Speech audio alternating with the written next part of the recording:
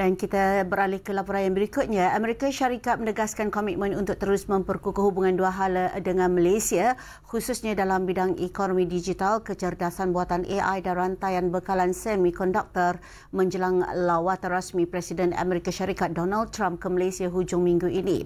Duta Besar Amerika Syarikat ke Malaysia, Edgar D. Kagan, berkata lawatan itu bakal menjadi kunjungan pertama Presiden ke Asia di bawah pentadbiran semasa, sekaligus mencerminkan pengiktirafan terhadap kepentingan Malaysia dan rantau Asia Tenggara dalam dasar Indo-Pasifik dan Washington.